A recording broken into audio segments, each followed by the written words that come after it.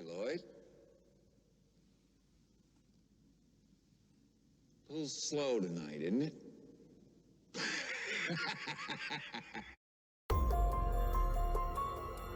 Hi guys, and welcome to the Stephen King Cemetery Club.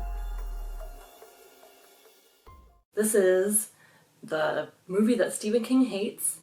It varies a lot from the book, but I don't understand why he hates it so much. And I believe that the reason we don't hear him bashing it anymore is because in order to do the miniseries, Stephen King had to promise Stanley Kubrick not to make any more disparaging remarks about the 1980 version. I could be wrong, but I'm pretty sure I read that before. This, to me, is almost a perfect movie. I love it so much. When I was very young, my dad and one of my cousins and we were hiking on a trail, a very long trail, and they told me the entire plot of this movie.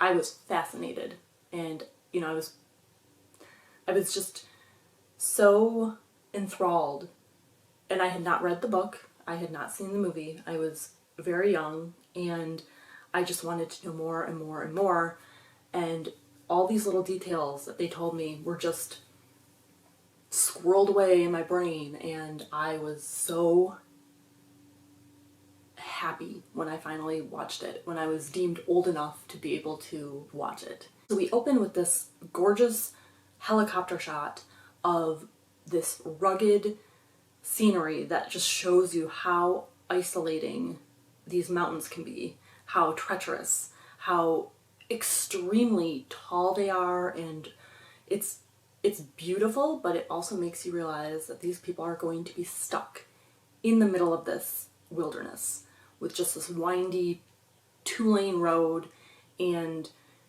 we get the introduction of what I consider to be just amazing music. It's ominous, it has little accents in it that are not typical instruments, and it has a very eerie quality to it.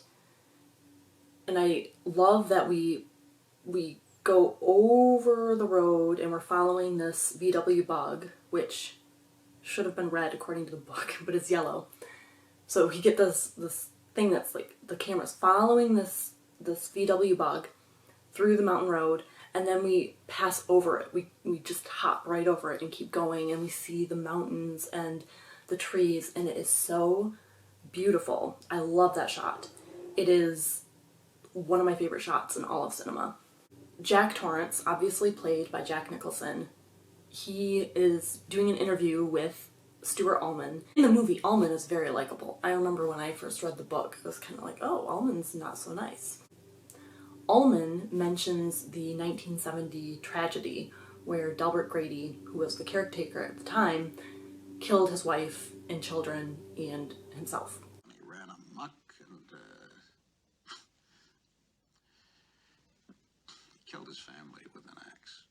I do find it very odd that, given that they're so close to needing to find a caretaker and needing to wrap everything up, they wouldn't be upfront about that. You know, like, maybe feel the person out before you go through all the hassle of interviewing and whatnot, because that's an important thing that would turn a lot of people off. So just, maybe they should handle that differently. I guess in the future, we don't know how they handle it. I thought that it was what the old-timers used to call cabin fever. Kind of claustrophobic reaction which can occur when people are shut in together over long periods of time. Then we move on to the apartment that Jack, Wendy, and Danny are staying in. So this is a temporary residence. They will move to the hotel. They've only been in Boulder for a little while. They moved from Vermont. And we are introduced to Shelley Duvall and Danny Lloyd. We are privy to the fact that there has been an incident in which Jack he dislocated Danny's shoulder. In the book, he broke his arm, but in the movie, he dislocated Danny's shoulder. So we find out about Danny's powers. We find out that he communicates with someone named Tony, who is the little boy who lives inside Danny's mouth. So we are in the bathroom with Danny, and he is standing in front of a mirror talking to Tony in his creepy little Tony voice. And I like the zoom in that we get, and we get right up into the mirror, into Danny's face, and we see images. And they're startling images, and Danny passes out. So some of the imagery in this, even though it's not in the novel, I think it's just iconic and really impressive. The blood coming out of the elevator is one of my favorite things. It's so aesthetically pleasing to me. And the fact that some of the furniture starts floating away because there's so much blood, and just the pouring in and the actual like lobby elevator area or whatever getting splashed, the walls, it's just fascinating to me.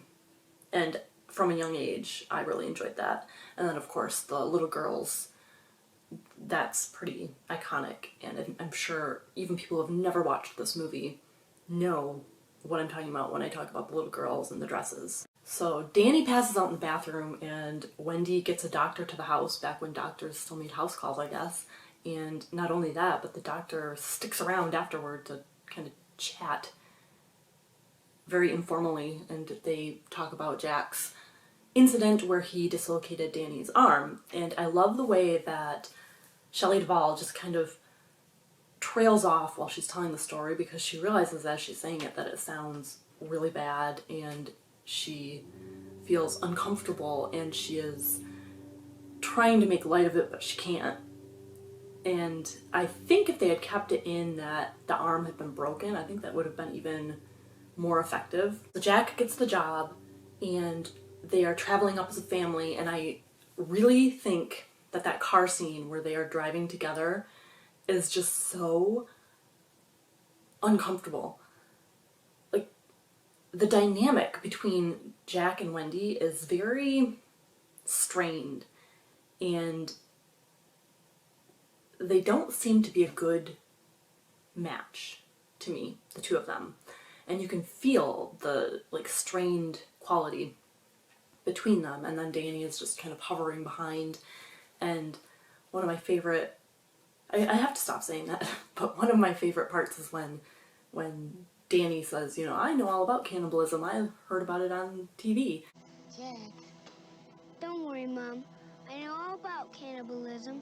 I saw it on TV. See? It's okay. We saw it on the television. We see the hotel, and I love any exterior shot of the Overlook Hotel. I think the angles of it are just really cool. You don't really see buildings that are that triangular in nature, and it's a really stunning hotel.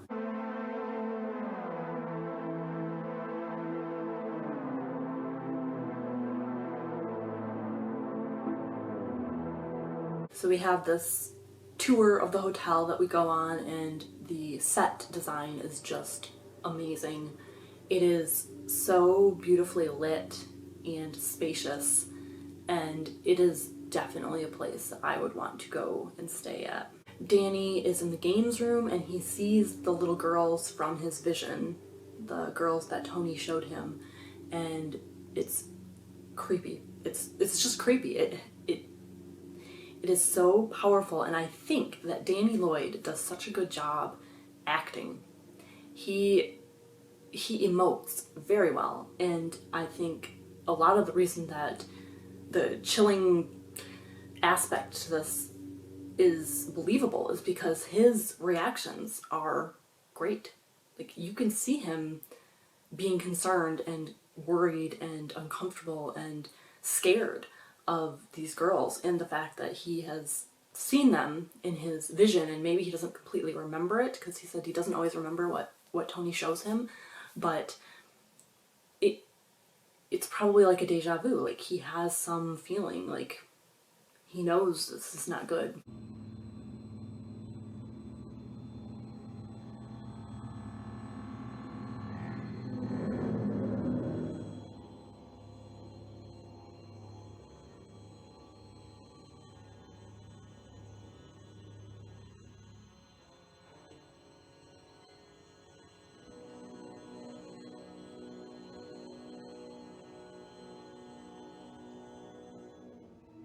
And then we meet Dick Halloran, who might be my favorite character. And I've said before, I love his relationship with Danny. And they go into it even more in the novel, so I wish that that could be in there a little bit. But I really, really love when they are in the pantry. Dick is showing Wendy all the pantry goods, and Danny is standing looking at Dick, and Scatman Crothers, who plays Dick, he turns to Danny, and he is still talking to Wendy. We can see his mouth moving, and we can see what he's saying does not match with what Danny hears him say to him. You got a dozen jugs of black molasses. We got 60 boxes of dried milk, 30 12-pound bags of sugar.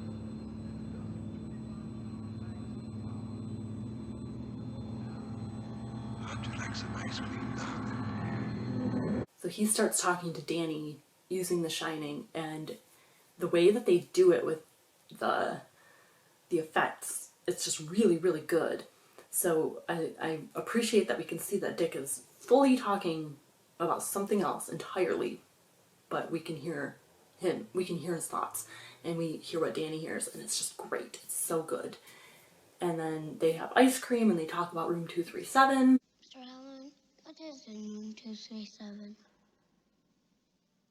Nothing. There ain't nothing in room 237. But you ain't got no business going in there anyway.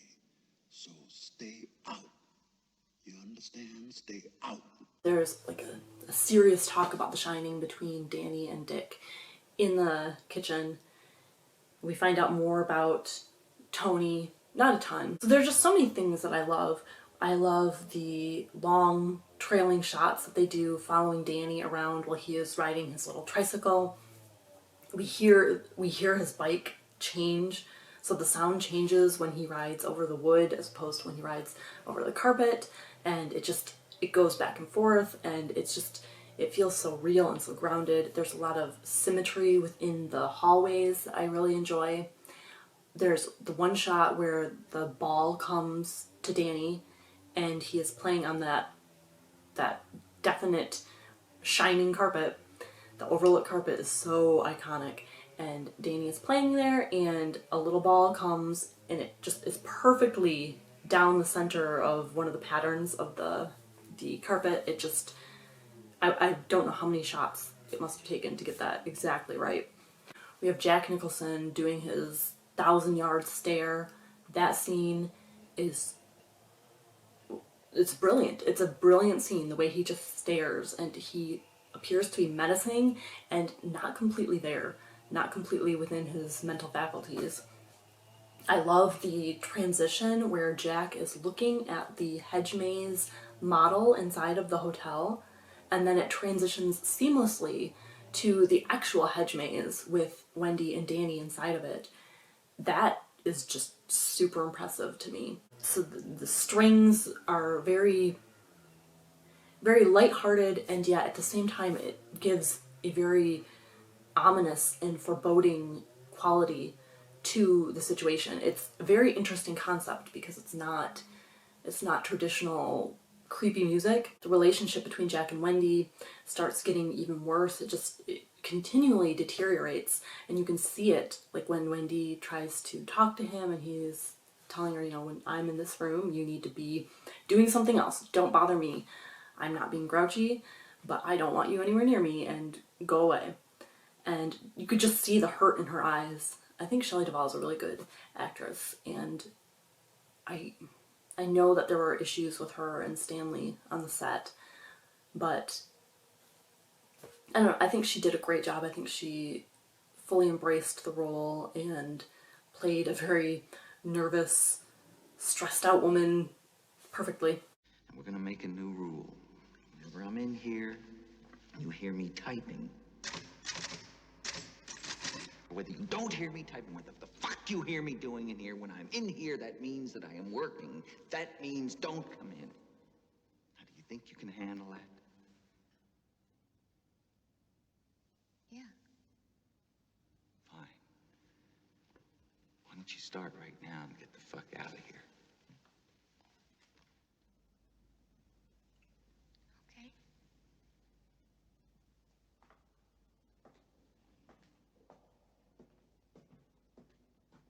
I love the way that Stanley frames things. There's the scene where Wendy and Danny are sitting there watching TV, and it's in front of a huge wall of windows, and there's a blizzard outside, and there's, you know, this like sunlight filtering in through the pine trees. It perfectly encapsulates a winter afternoon. You know, it just, and the scene where Jack is locked in the pantry and the camera is below him, and it's such an interesting angle that's not often used. Wendy? I'm gonna go now. Wendy? Yes.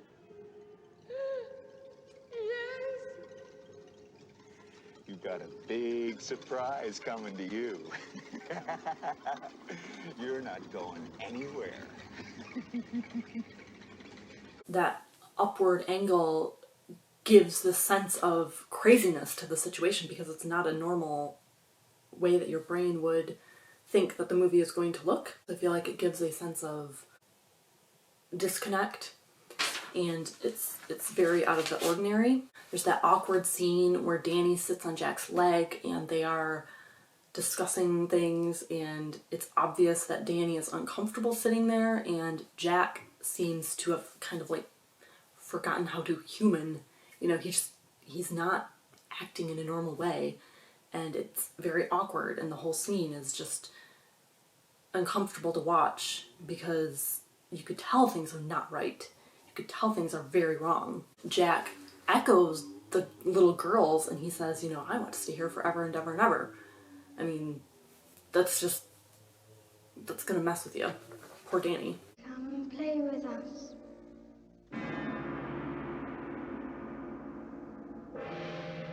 Come and play with us, Danny. Forever and ever and ever.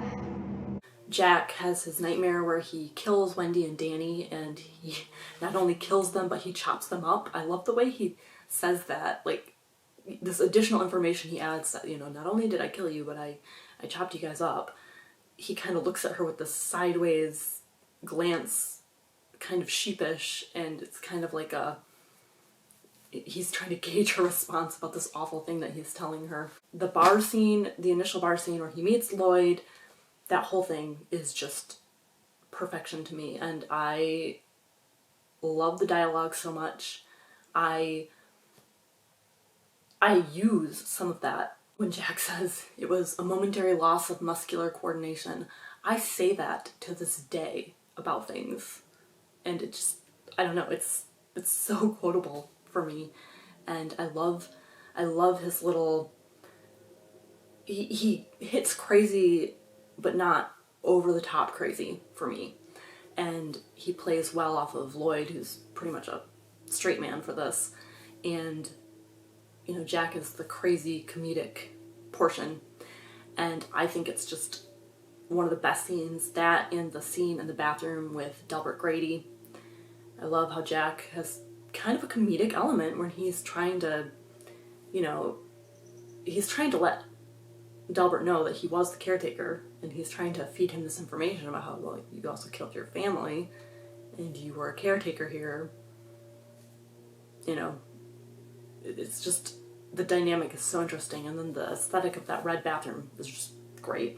Almost all of this movie takes place at the Overlook. There are a few scenes outside, like the apartment in Boulder, and when Wendy places a call to the Forest Service people to check on their phone lines, we see their office when she's talking to them, and that's all well and good, but there is this abrupt interruption in the isolation of the Torrance family, where all of a sudden we see a news report for Miami, and we're brought to Dick Halloran's hotel room in Miami. It is very jarring, because in this instance we're just all of a sudden ripped out of the Torrance's isolation that we're feeling the isolation with them. We're feeling like we're all trapped in this together, and then we are taken out and brought to Miami, and it's even weirder because at least with Wendy and the forest people, she is calling them and we know that's what she's doing. And so when she initiates this interaction with them, it's less jarring. But in this, all of a sudden it's like the middle of a scene and there's a news report. So I do like that effect, but to me it does kind of ruin the isolation factor. Then we have the crazy bathtub lady. The makeup on that is pretty good. I seem to remember when I was very young, that was an awkward scene to watch with my parents. The bathroom scene goes on a very long time with the naked woman and the seduction of Jack. There's the iconic all work and no play makes Jack a dull boy. I love the variations in the sentence structure and the formatting on the page. It's all different. It's all visually intriguing to me, and I love Shelley Duvall's reaction to it. She does a great job. She conveys that whole sense of what the fuck is going on. I feel sorry for whatever prop person had to type up all those notes. That's a lot of paper, a lot of having to type the same thing over and over. And it's one of those scenes where even now, even as I watch it now, I expect something to appear behind her in that balcony that you can see, just like a shadowy thing or something like that. Kind of like when Michael Myers transitions from the darkness, you can just start slowly seeing his white mask. Perfection. I just still, in my head, even though I've seen it a million times and I know there's nothing up there, I still think there's gonna like be a little ghost or something up there.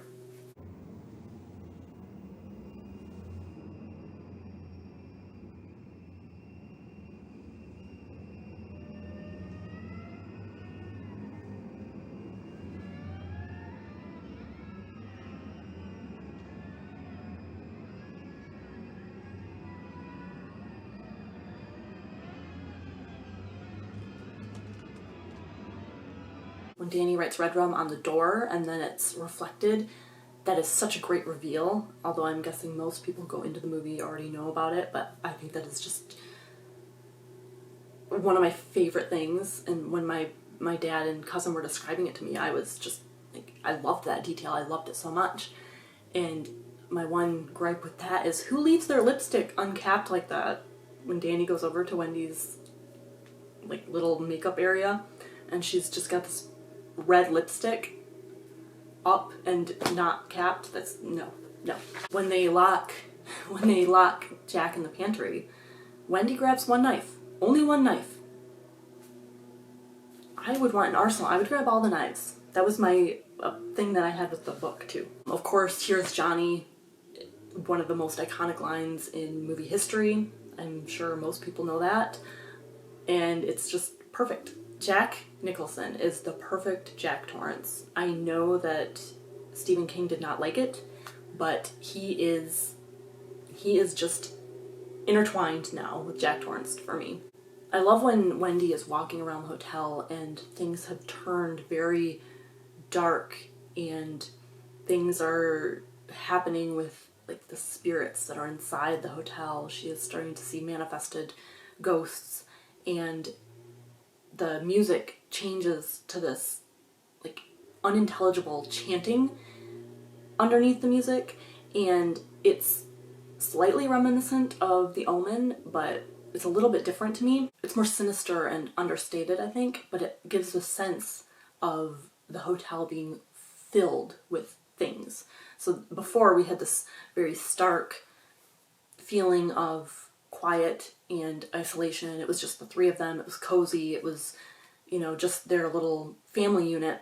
But now that there are ghosts and things like that that are appearing, we have this like busy music that lends a feeling, without having to show it, of this hotel being populated with just a ton of stuff. The death of Dick Halloran is so sad to me because I don't feel like he needed to die, and I feel really bad that he didn't even get to accomplish anything. He didn't get to help save the Torrance family. I guess he ended up bringing them a snowcat that Wendy and Danny were able to use to escape, but I felt so bad that he didn't get to, he came all that way and for no reason Jack had to kill him. And the fact that the ending of this is so different from the ending in the book. Jack is chasing Danny through the hedge maze, which is a great scene. I love that scene. But I do wonder, like, what if they had been able to tie Jack up, throw him into the snowcat, and take him away and see what happened, you know, once he got away from the Overlook? Or was it inside of him? Was it something inside of him was permanently broken? I don't know. But it does seem like the ending of this was different in that Jack just died. The hotel didn't blow up. The hotel is still a thing. So, you know, what has become of the Overlook now? Did people just chalk it up to he was pretty much another Delbert Grady, and next year they're going to hire someone who is hopefully not like that? I don't know. I'm very curious about the future of the Overlook Hotel, because it's still intact. It's still a thing. So that is The Shining, the 1980 version of The Shining, and I think it's a great movie. Please tell me you've all seen it. I cannot imagine anyone not having watched it at this point. The 4K looked amazing. I really enjoyed it. Sounded great. And, you know, this is just a classic movie. I can't really find much to criticize about it.